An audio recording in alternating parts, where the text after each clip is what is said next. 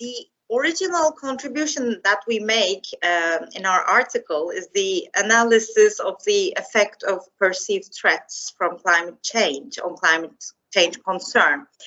To do this, we collected country-level data. We combined country-level data with data from the Pew Research Center Spring 2015 global survey.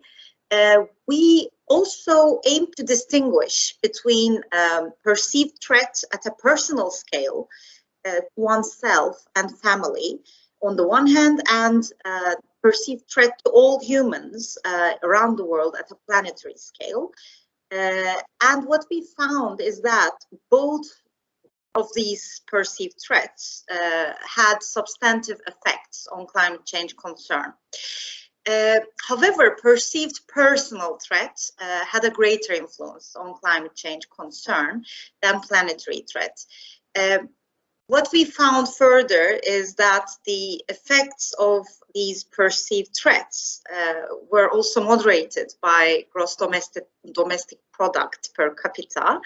And it means basically that the perceived threats have stronger effects on climate change concern in high-income countries than in low-income countries.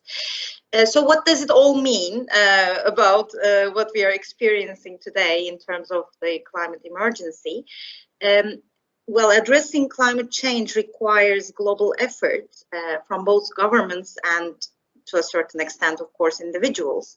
And existing research shows that climate change concern is associated with higher levels of support for policies, national policies, to address climate change, such as increasing taxes on industries that contribute to climate change, for instance.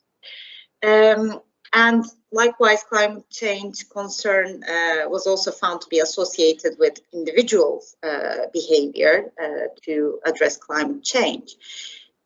So what then the question becomes, what is the best way to communicate climate change to people, to make them more willing to address climate change, to support policies to address climate change?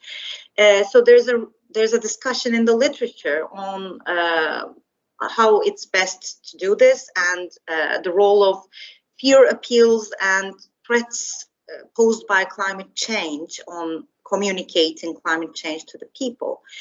And however, we are actually looking into the effects of perceived threats from climate change on climate change concern using cross-national data, which is not done before. So our contribution mainly is this. What it means in more practical terms, our findings basically support the argument that highlighting the potential threats climate change can pose may indeed be a strategy to increase climate change concern in high-income countries. So this is our main relevance to the existing discussions today.